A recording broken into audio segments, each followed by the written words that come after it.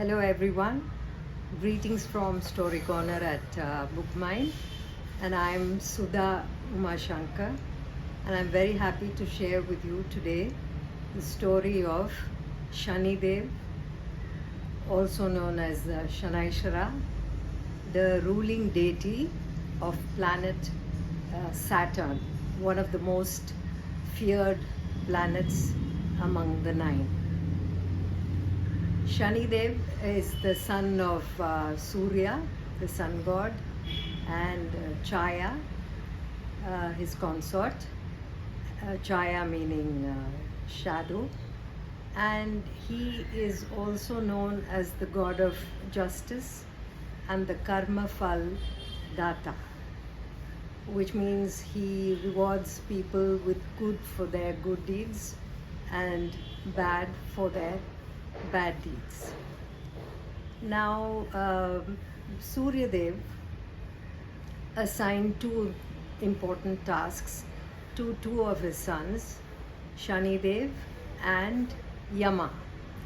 Now, Shani Dev was tasked with the job of punishing wrongdoers and evil people during their lifetime on earth, while Yama had to be in charge of punishing wrongdoers after their lifetime on this earth.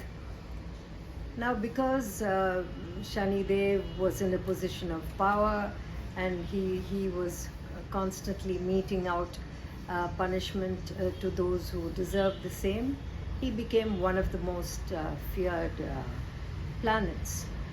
And this realization gave him a lot of pride, and he became very vain and drunk with power, and he started demanding more and more power from his father Surya Dev.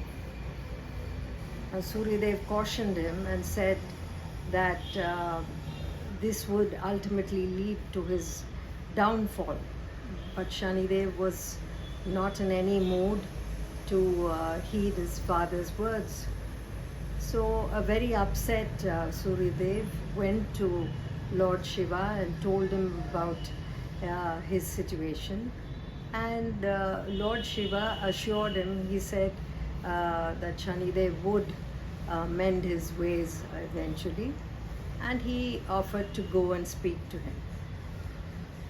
So Lord Shiva went and met Shani Dev and gave him words of advice. But like with his father, he was in no frame of mind to listen to Lord Shiva as well. And what's even worse, he went on to wage a war with Lord Shiva. And he hurt and injured Shiva's most loyal devotees like Nandi, and caused a lot of damage, which angered Shiva no end.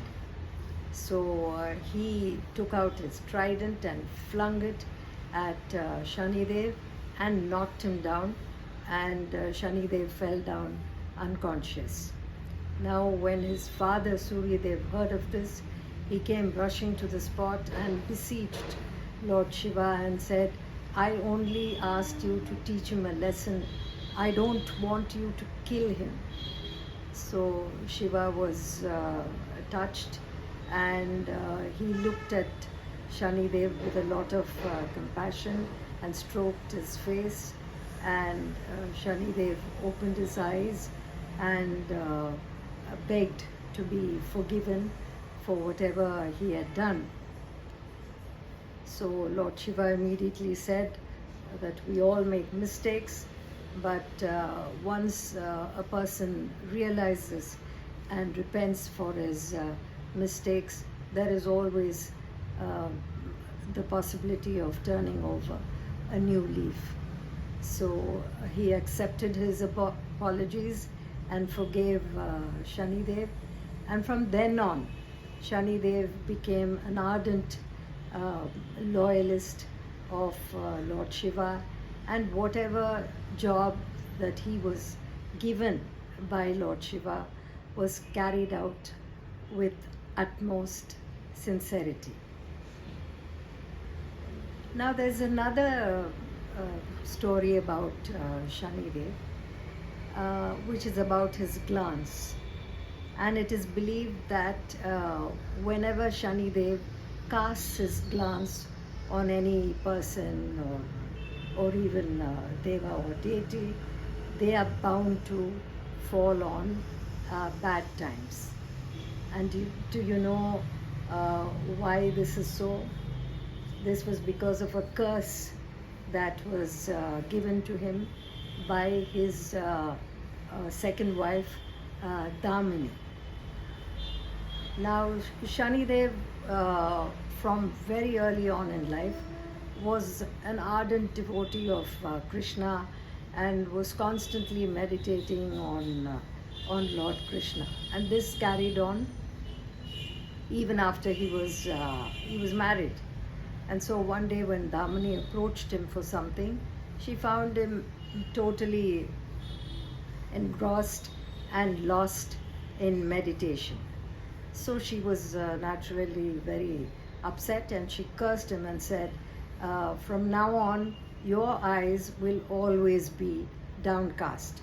And if by chance you happen to glance at anybody, they are bound to fall on bad times. You might wonder if Shani Dev has any friends. Well, there is Hanuman for one. And let me tell you how this friendship happened.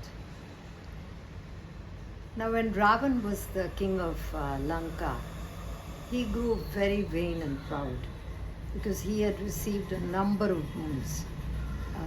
The boon of invincibility from Lord Shiva, and he had overpowered other devas like Lord Indra, and he had taken over all the wealth of Kubera and many such things which enhanced his power. And so he was in a state of being drunken with power, and he wanted to bring everybody and every planet under his control. He wanted all the 9 planets to be under his control and to occupy the most favorable positions in his horoscope, so that he would never fall on bad times. And he renewed this plea with the planets when his son Indrajit was about to be born, and he threatened the planets and forced them to occupy beneficial positions so that he and his son Indrajit would be all powerful. The planets, out of fear, simply acceded to his request, and he literally had them under his feet. Now the gods and the devas were very, very worried. They shuddered at the prospect of Ravan and his son becoming all powerful. So they felt that this must be contained, and they thought that perhaps if Shani cast his glance at Ravan, maybe there could be a stop to his power. So they did not know how to go about it, and they approached sage Narada. Now Narada conjured up a plan, and he decided to pay a visit to Ravan. So he visited Ravan, and Ravan was naturally curious as to why sage Narada was visiting him, and he asked him as much. And Narada said, well, I'm just making a courtesy call, and I hadn't seen you in a long time, and I want to wish you well. Ravana, the vain king that he was, said that I don't need your good wishes. I'm good by myself. Narada was very calm. He did not react at all. He said, Ravana, you have You have received so many boons of invincibility. You have so many weapons at your disposal. You've overpowered Indra. You've taken over all the wealth of Kubera, and yet you have the planets under your feet with their backs turned. Shouldn't a king like you have your feet on the chests of your enemies? Now this set Ravana thinking, and he thought maybe this was a very valid suggestion. So he asked the planets to turn around so that he could place his feet on their chests. And once they did so, the glance of Shani fell upon Ravana. And with that, his bad times started. With all the power at his disposal, he completely lost his mind. He kidnapped Ma Sita and imprisoned her in the Ashokamana with the demons surrounding her, and tortured her, asking her to marry him, and so on and so forth. And at that time, Hanuman was sent to look for Ma Sita. And after he had found her and introduced himself as an emissary of Lord Rama, and given her the signet ring, and assured her that Lord Rama would soon come to take her back, he heard and he was spending some more time in Lanka. He heard a wail from somewhere, and so he went out to investigate, and he found Shani Dev imprisoned in a dark and dingy cell, because Ravan wanted to keep all the planets under his control. And so Hanuman released Shani Dev and set him free. And Shani Dev was, of course, very, very grateful, but he was worried that his glance on Hanuman might affect him, and this might lead to him leaving his home and family. But Hanuman was not concerned about this, and he said he could very well manage. So after he went back to Lord Ram and updated him on what happened in Lanka, he also got very involved in the war, and he was flinging boulders and crushing rocks with his head. And Shani Dev, who had occupied his head because he affects the minds of people, got injured in all that knocking around, and finally he couldn't take it any longer, and Shani Dev came out of Hanuman's head. And then he made a promise that whoever worships Hanuman will not be affected by Saturn. There's a very interesting story about Shani Dev and Ganesha. Now, we all know very well that Shani Dev afflicts human beings sometimes for 7.5 years, which is known as Sade Sati, and at times for 2.5 years, when he occupies the 4th and 8th house in their horoscope. Now, Shani Dev also afflicts the Devas for 7.5 months and the gods for 7.5 days. So once it was time for Shani Dev to afflict Ganesha and hold him in his clutches for 7.5 days.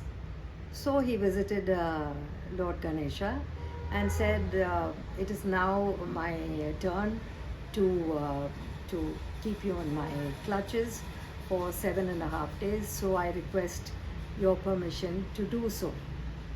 And the smart and intelligent Ganesha said, very well, do your duty by all means, but then let me just go and tell my mother that you will be afflicting me for 7.5 days, and I'll be back. But before that, please, could you write a message on my back saying, I will go today and I will come back tomorrow. So Shani Dev did as he was told and wrote the message on Ganesha's back. Now the next day, Shani Dev was back as promised, and so Ganesha reminded him of what had transpired the day before and turned around and said, please read what you yourself had written on my back. And Shani Dev said, I will go today and come back tomorrow. So Ganesha told him, well, you're a person who always keeps his word and never goes back. So you'll have to come back tomorrow. So Shani Dev had to go back. And so this happened the next day, and the next day, and the next day, and the next day, until it was the seventh day. And when Shani Dev came on the seventh day, Ganesha said, well, you can't come back again tomorrow because the 7.5 days are soon to be over. And Shani Dev was clearly outwitted by Ganesha, and he had no choice but to go back. And that is why it is said that anybody who worships Lord Ganesha is protected from the evil effects of Saturn, also known as Shani Dev. Now let me tell you about two very important places of worship for Shani Dev. One is in the south of India and the other is in Maharashtra. The one in the south of India is in a place called Tirunallar, and there is a story about a king, Nala, associated with this temple. Now Nala was a very efficient ruler, and he was just and wise and very good looking, and he was married to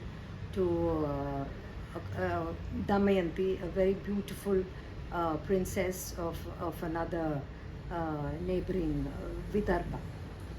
And Shani Dev always was a little resentful towards Nala, because at one point he too wanted to marry the very beautiful Damayanti, but was cut up because she chose to marry Nala instead. So Shani Dev was waiting for an opportune moment when he could afflict Nala. But Nala rarely went wrong. But on one day, when there was a lapse in his puja, Shani jumped in, and Nala's bad times started. He lost his kingdom, he abandoned his very faithful wife, and he was wandering about in the forests. And Damayanti too was deeply upset, and she too was wandering about. And while he was in the forest, one day Nala saw that there was a forest fire, and there was a serpent called Karkotaka, which was writhing in pain because it was caught in a forest fire. So he went and somehow rescued the serpent, and the serpent bit him.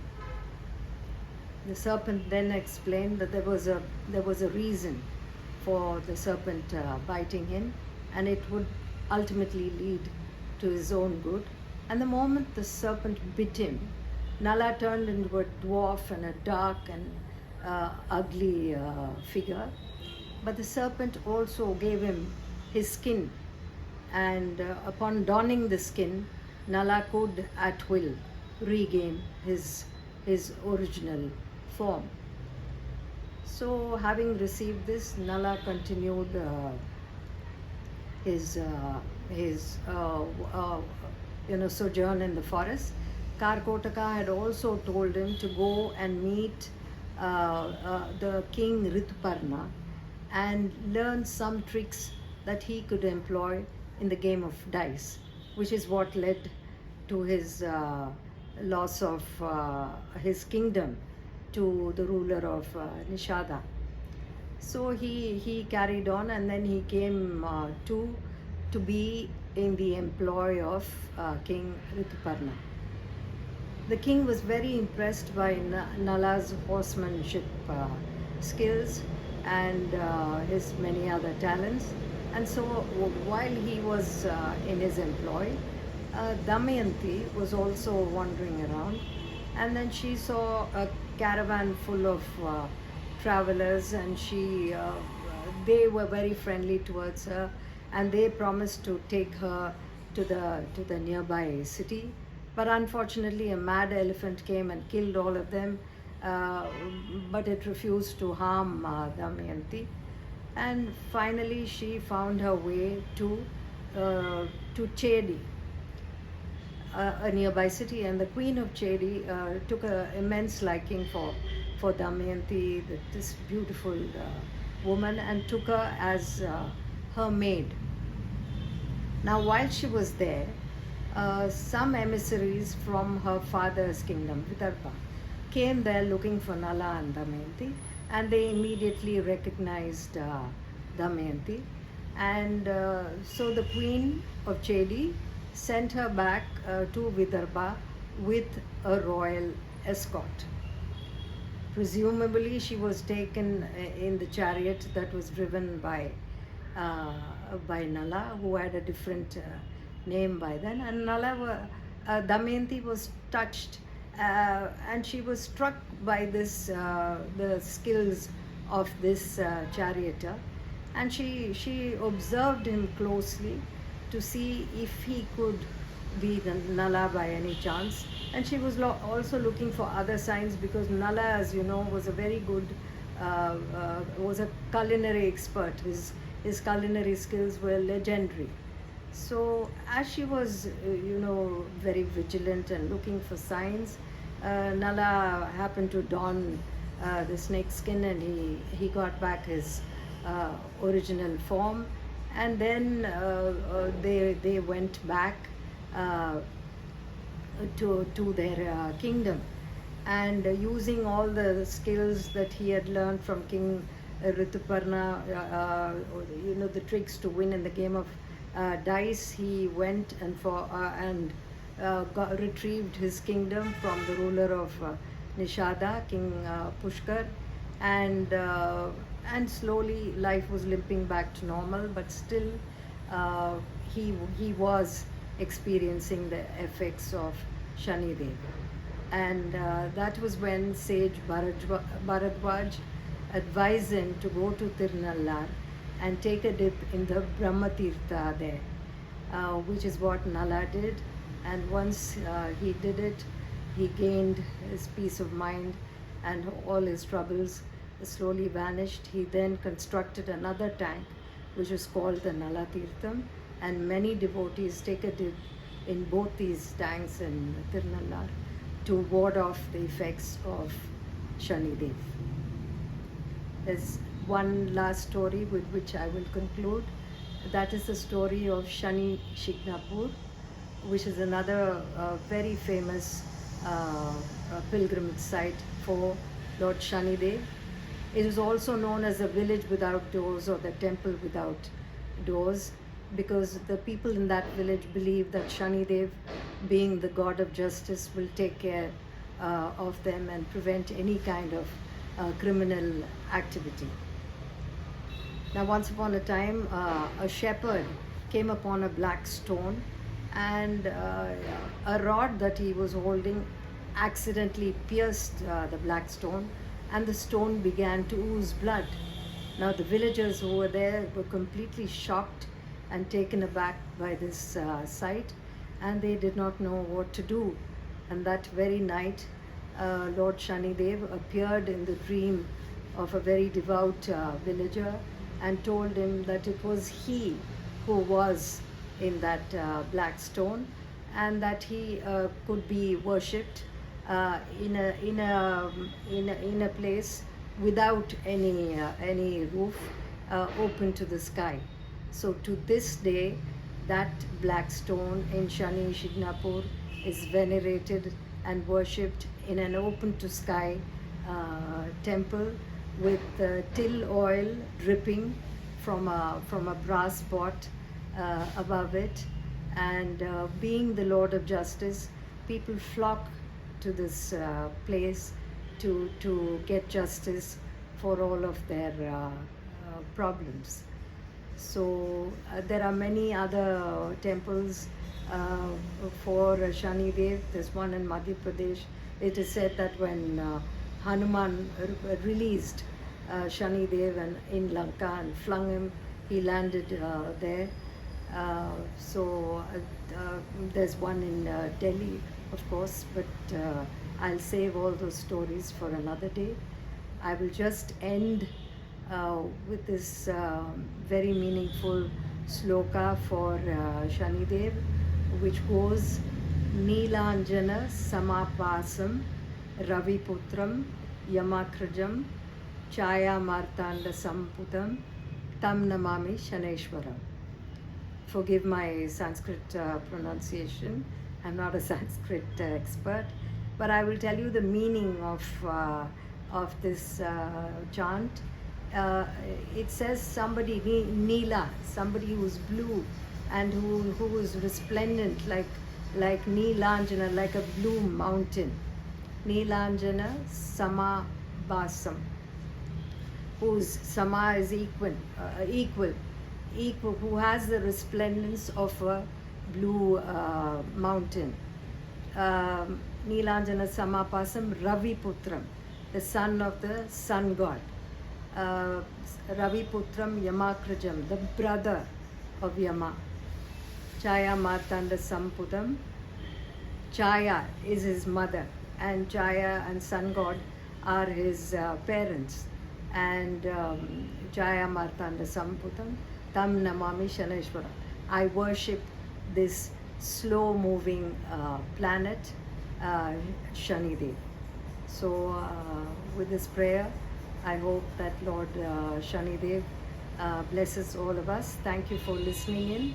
Please do like our channel and subscribe to it so that you could follow all our latest uploads and listen to all our stories. Thank you very much.